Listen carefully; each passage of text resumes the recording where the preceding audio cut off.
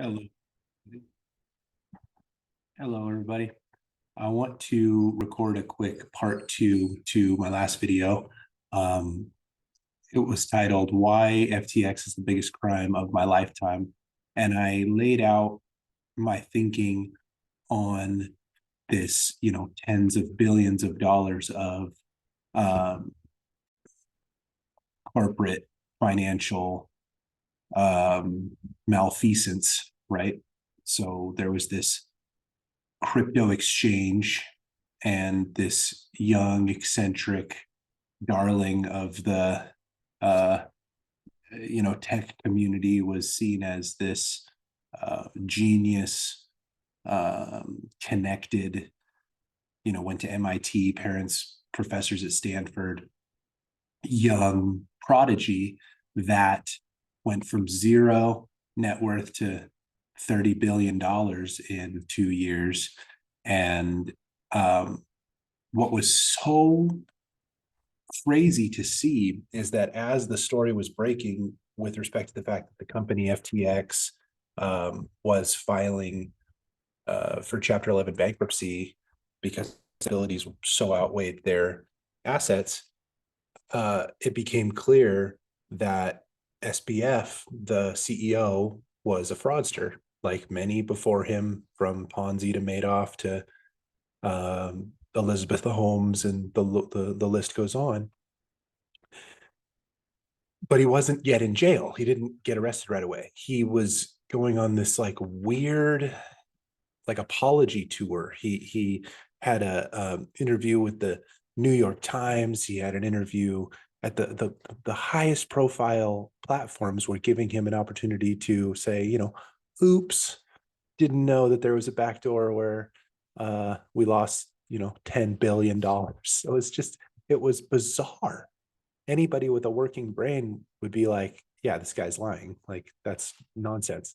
And it was interesting because it was in such that narrative, the bumbling businessman narrative was in such stark contrast to his persona as the eccentric genius financier, right, rising to prominence, that bought naming rights for the Miami Heat's stadium and put their logo on, Major League Baseball umpires, and gave tens of millions. I think the most recent accounting that I've heard is he gave $36 million to the Democratic National Committee and gave some very substantial amount, slightly less, to the Republican political apparatus. So he was lobbying the legislature for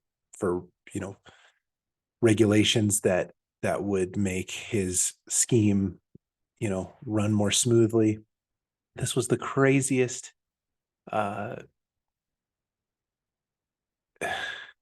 setup that I've seen in my lifetime, that had just gone to zero, but he hadn't been in prison yet. Well, the other shoe fell a couple days ago. It's now today, Friday. I think on Monday or Tuesday, SBF was arrested in the Bahamas.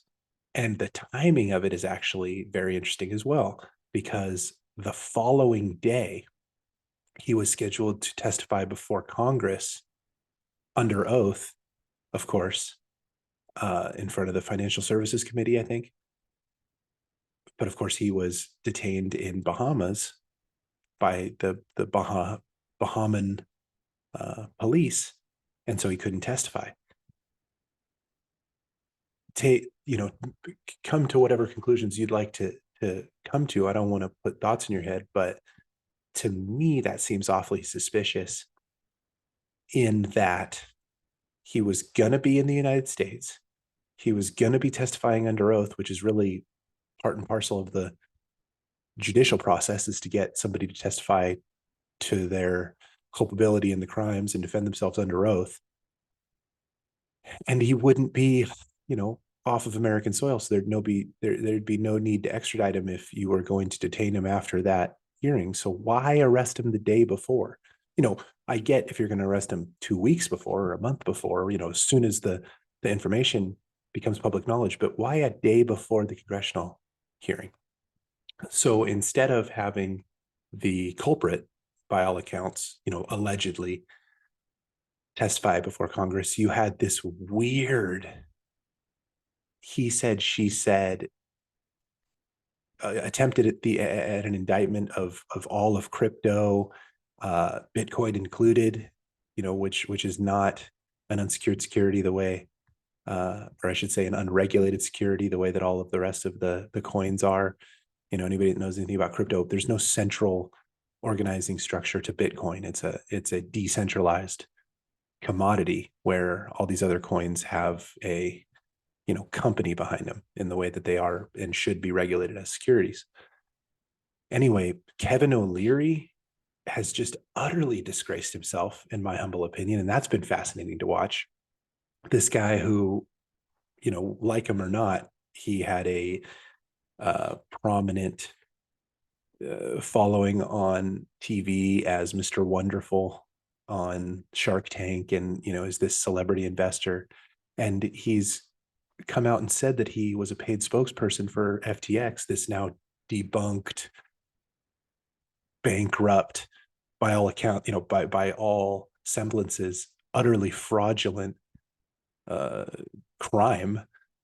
And he was paid $15 million. He says that he invested 10 back in FTX, but that leaves 5 to line his pockets. And he's crying foul that he lost his money when he was a paid, and continues to act as if he's on the payroll of FTX, which is, again, bizarre.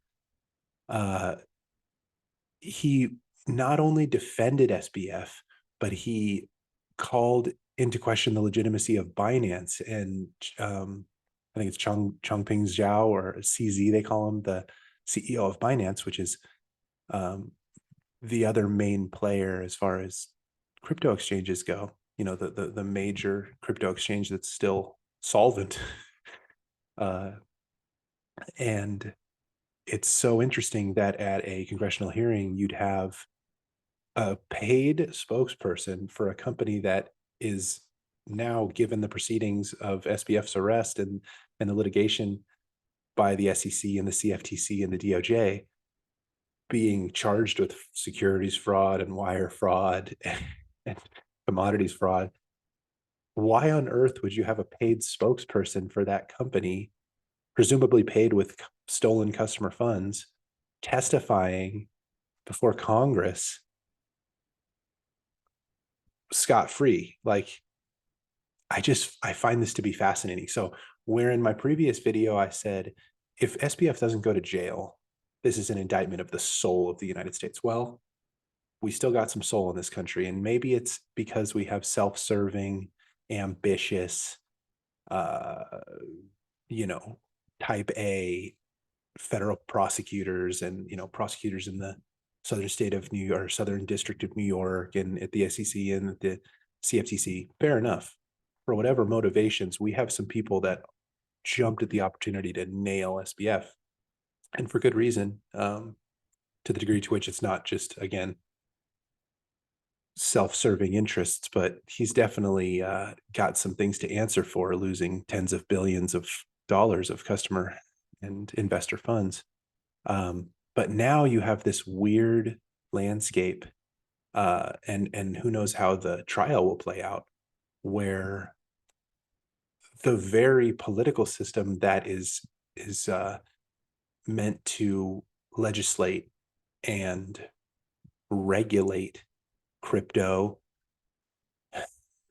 securities and commodities, the SEC and the CFTC, is kind of in bed with this fraudulent organization, this enterprise, and is indictable in the same way that SBF is, that they received tens of millions of dollars of stolen funds. So it'll be interesting to see to what degree decisions in Capitol Hill were influenced by this, bribery. You can call it lobbying if you want.